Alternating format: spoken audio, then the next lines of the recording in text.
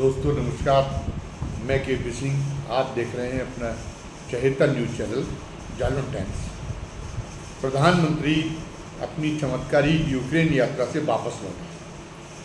वापस लौटने पर जिस उम्मीद से वो गए थे, जब उनके देश के अंदर की परिस्थितियों पर उनका लगता है उनको कि अब नियंत्रण प्राप्त नहीं कर पा रहे, तो फिर वो विदेश यात्रा पर चले जाते हैं और जो सोचते हैं कि वहाँ से ऊर्जा प्रचार के जरिए वहाँ से जो है वो एक नई ऊर्जा अर्जित करके और फिर देश में लौटेंगे तो देश की परिस्थितियाँ पर उनका फिर वो उनके काबू में आ जाएंगे। तो यही सोच के उन्होंने अपनी यूक्रेन यात्रा का प्रोग्राम बनाया था। यूक्रेन यात्रा जाएंगे, वहाँ उस यात्रा को इस ढंग से प्रचारित कराएंगे कि वो उनके वहाँ जाने की वजह से जो अमेरिका और सारी दुनिया जिस युद्ध को नहीं रुकवा पा रही थी, रूस और यूक्रेन युद्ध को, उसके रूस और यूक्रेन युद्ध को उन्होंने रुकवा कर रख दिया है। तो एक पूरी दुनिया आज लोहा मान रही है मोदी जी के नेतृत्व का, और पूरी दुनिया इसलिए भारत का भी डंका पिट रहा है। तो इसी बात पर देशवासी गदगद होकर और फिर वो अपने प्रति अपने आप में उसको उनको निछावर करने की वो भूमिका बना लें। लेकिन मोदी जी पहुँचे और जो वहाँ पे यूक्रेन पहुँचे और उन्होंने बड़ा मतलब एक तरह से उनके पीठ पे जेलेंस्की की जो यूक्रेन के राष्ट्रपति उनके कंधे पर अपना हाथ रख के और बहुत ही दिखाने की कोशिश की, बड़े भाई की तरह कि देखिए वो ऐसा व्यवहार करती है। हालांकि ऐसा व्यवहार तो उन्होंने जब चीन के राष्ट्रपति को बुलाया था, चीन के प्रधानमंत्री को बुलाया था, अपने गुजरात भी ले गए थे, उसको झूला भी झुलाया था। और वो ट्रंप के बारे में भी कहते हैं कि मैं उनको मिस्टर ट्रंप कह के बुलाता हूँ और ये मिस्टर ओबामा कह के बुलाता हूँ। तो अमेरिका के राष्ट्रपति को भी नाम लेके बुलाते हैं और उनका व्यक्तित्व वो ये साबित करने की कोशिश करते थे कि उनका व्यक्तित्व ऐसा है कि उनके व्यक्तित्व का तेज इतना प्रभावी है कि दुनिया का बड़े से बड़े देश का नेता उनके सामने उनकी आंखें चौंधिया जाती है और उनके सामने नतमस्तक हो जाता है। कि कुछ इसी भंगिमा में, कुछ इसी पोस्चर के तहत उन्होंने जो है वो जेलेंस्की की जो है कंधे पे अपना हाथ रख के और उनकी पीठ पे हाथ रख के और वो आगे बढ़े, जैसे अपने यहाँ के मुख्यमंत्रियों की पीठ पे हाथ रखते। अभी जब उनको एनडीए के संसदीय दल का नेता का चुनाव हो रहा था तो उन्होंने जब आपसे बुके लिए उत्तर प्रदेश के हमारे योगी जी से, तो उस समय उनके भी उन्होंने उसी ढंग से कंधे पर हाथ रख के किया था कि नहीं वो तो सबसे बड़े हैं और उनका काम हौसला अफजाई करना। बहरहाल और यहाँ पर उनकी जो ऋषि मुनि है, मतलब जिसको जो जिसका रूप आज आधुनिक मीडिया में दिखाई देता है, तो वो जो जिस तरीके से अपना पहले प्रचार करते रहे, तो उसी तरीके से उन्होंने यहाँ पर अपना जो उपलब्धि वहाँ से हुई हो न हुई हो, युद्ध पर बातचीत शुरू न हुआ हो, लेकिन उन्होंने ये ढोल पीटना शुरू कर दिया कि मोदी जी पहुँचे। तो उसके बाद में रूस के उन्होंने पुतिन ने भी एक तरफा घोषणा कर दी कि जब तक मोदी जी वहाँ रहेंगे वहाँ पर कोई हमला नहीं किया जाएगा यूक्रेन पर। उस तरह से उन्होंने प्रारंभिक सफलता प्राप्त कर ली है और दोनों जो है उनकी बात दिखाई दे रहा है कि उनकी बात के वजन को इग्नोर करने की स्थिति में ना जेलेंस्की है ना पुतिन। तो पुतिन की बात बाद में आई, पहले तो जेलेंस्की ने ही उनको जो है वहाँ पर जब बात हुई तो उसके बाद में उनकी उपस्थिति में ही दो टूक कह दिया।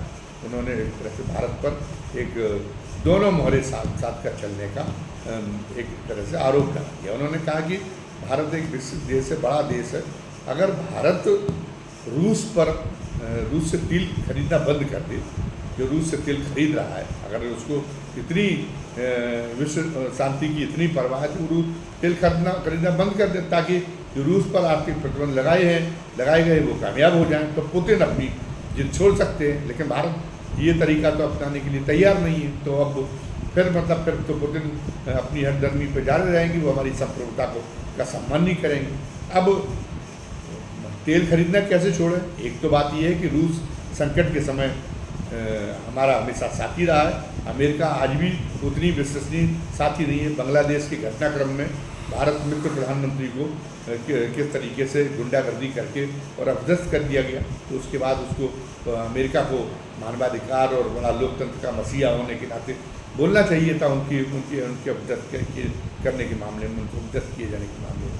लेकिन अमेरिका ने तो उनका जो है वीज़ा सस्पेंड कर दिया। और वो तो उसको तो बहुत खुशी हुई, क्योंकि वो उनके कहने से उन्होंने वो सैनिक अड्डा नहीं बनाने के लिए अपना बांग्लादेश ने शेख हसीना वाजिद ने द्वीप देने से मना कर दिया था। ये कह चुकी है शेख हसीना वाजिद, और मामला भी सामने आ गया। मानवाधिकारों का वहाँ कितना दमन हुआ उसके बाद में, जब तक वहाँ जो अभी कार्यकारी सरकार बनी है, जब तक उसने टेक ओवर किया तब तक कितनी, और उसके बन जाने के बाद में भी स्थितियाँ उसके काबू में नहीं रही, कई दिनों तक अराजकता मची रही।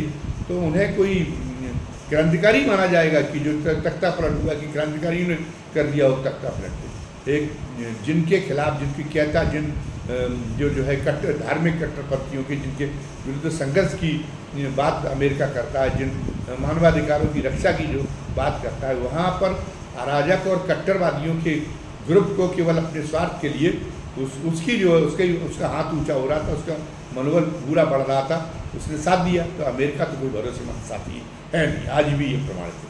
तो एक देश के नाते हमें रूस के प्रति अपनी कृतज्ञता का अनुभव करना चाहिए, और राष्ट्रीय हित में भी इसमें है कि हम रूस को जो है ये विश्व शांति के मसीहा बनने की व्यक्तिगत उपलब्धि के लिए, और मतलब ये जो है आसानी से इस बात को न माने। तो ये राष्ट्र के दृष्टिकोण से भी ठीक है, अगर नहीं मान रहे, लेकिन मोदी जी के पास में राष्ट्र से भी बड़ा एक दूसरा हित है कि उसमें तो उनके जो मित्र अंबानी हैं, वो कोई भारतीय तेल कंपनियों को जो सस्ता तेल मिल रहा है, वो जो है जो सरकारी जो भारतीय तेल से संबंधित भारतीय कंपनियां हैं, सरकारी कंपनी, तो सरकारी कंपनियों के या सरकार को तो तेल सस्ता मिलने से कोई लाभ नहीं हो रहा, ना भारत के उपभोक्ताओं को लाभ हो रहा। वो तो उन्होंने और ज़्यादा उनको समृद्ध बनाने का, उनका मुनाफा और ज़्यादा उसमें बढ़ोतरी करने का, अपने मित्र का, अंबानी का, वो जो है इस कारण से भी वो इसको जो है ये कदम वापस नहीं खींच सकते, तो मना नहीं कर सकते रूस को कि हम आपसे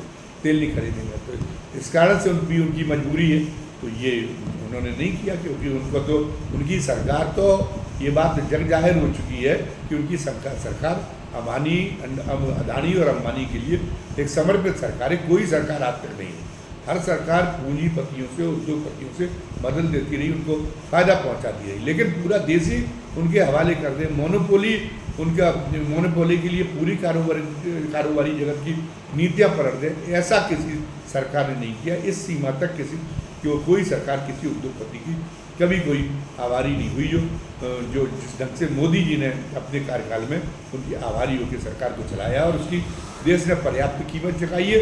और सबसे बड़ी बात तो ये है कि अदानी और अंबानी कोई प्रोडक्ट, कोई सर्विस ऐसी नहीं देते जिसकी क्वालिटी सरकारी क्षेत्र से बेहतर हो, जिसका एक सिक्का माना जाए कि नहीं वो बना रहे हैं। तो देश की प्रगति में उनका एक बड़ा योगदान हो रहा है, देश की किसी बड़ी ज़रूरत को कर रहे हैं, अपने मुनाफे को नवाचार में लगा रहे हैं, उद्योग अपने प्रोडक्ट को और अधिक पुरस्कृत करने के लिए, और अधिक उससे उपभोक्ताओं को सुविधाएं मिलें इसके लिए, और उसको जो है और इसके अलावा उसमें जो दोष हैं, मतलब वो दोष है कि उसकी लागत को कम करने के लिए नए अनुसंधान करने के लिए कुछ खर्चा कर रहे हो, ये भी नहीं कर रहे। सामाजिक कार्यों में भी अदानी का कोई योगदान नहीं, बेरोजगारी हटाने में अंबानी जितना अदानी को मुनाफा दिया जा रहा है उसके अनुपात में कोई योगदान नहीं, ये भी साबित हो चुका है। सर्विस सेक्टर में भी जहाँ जहाँ वो घुसे हैं, जहाँ जैसे हवाई अड्डे उनको मिले, तो सारी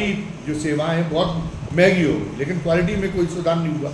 जबकि हवाई जहाज में आज की तारीख में बहुत से लोग विदेशों में नौकरी कर रहे हैं लेबर के, तो लेबर भी चलता है वहाँ। अगर कॉफ़ी पता चला तो कोई विकल्प नहीं होगा केवल 350 रुपये की कॉफ़ी खरीदने के अलावा, तो वो उस लेबर की क्या गत बनेगी। तो वो उन्होंने हवाई अड्डे को 5 स्टार 7 स्टार होटल में तब्दील करके रख दिया। रेलवे में भी यही किया जा रहा है। वहाँ मजदूर कैसे यात्रा करेगा, प्लेटफार्म टिकट भी उसको 50 रुपये का लेना पड़ेगा।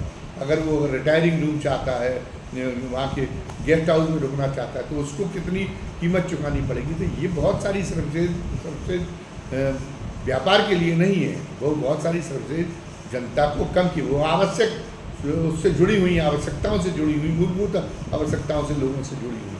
वहाँ पर अगर वो केवल वहाँ का प्रबंधन बेहतर करने के लिए निजी क्षेत्र को देना चाहते तो इसमें कोई बुराई नहीं है, हम उसको निजीकरण का विरोध नहीं कर रहे, लेकिन वो प्रबंधन कितना ज़्यादा किफ़ायती हो, ये जो है ये भी तो एक ध्यान रखना पड़ेगा। और इसके लिए प्रतिस्पर्धा करानी पड़ेगी कि उनसे, अदानी से भी सस्ते दर पर कोई अगर हवाई अड्डे और वो रेलवे प्लेटफार्म लेने के लिए तैयार है तो उसे मौका देना पड़ेगा। आप खुली एक टेंडर मंगवाएं, खुली प्रतियोगिता कराएं, हो सकता है कि सेवाएं भी वो बेहतर दे और उपभोक्ताओं के लिए कम कीमत पर बहुत बेहतर सुविधाएं देने में सफल दूसरी कंपनी हो जाए। लेकिन ये आप कर नहीं रहे।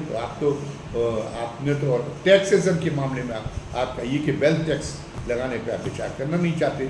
आपको जो संसाधनों की ज़रूरत होती है उनके व्यापार को बढ़ाने के लिए कारपोरेट के, तो आप जो है टैक्स ठोक देते हैं जनता के ऊपर और लोगों से तमाम तरह, जैसे बैंक की अनावश्यक कटौतियाँ आपने शुरू करा दी, ऐसी आपने प्रथाएँ शुरू की हैं जो ईस्ट इंडिया कंपनी भी जिनसे शर्मा जाए आपका जो राजस्व उगाने के जो तरीके। बहरहाल ये एक अलग बात है, लेकिन ये बात है कि वहाँ से जब यूक्रेन के राष्ट्रपति ने वहाँ पे मीडिया को बात करके और ये एक तरह से परोक्ष रूप में भारत को ये सुना दिया कि अगर इतनी ही आप लालायत हैं विश्व शांति के युद्ध रोकने के इतने ही बड़े समर्थक हैं, तो आप रूस से तेल खरीदना बंद करें। पहला काम आप ये करें, तब फिर कुछ बात आगे बढ़ सकती है। तो उसके बाद अपना समूल्यों के लौटे, और जब वो लौटे तो हवाई अड्डे पर उनका जो विधि का स्वागत चर्चा का विषय बना हुआ, ये उन्होंने खुद ये मना कर दिया कि उनको कोई जो है जब वो विदेश यात्रा पे जा रहे हों तो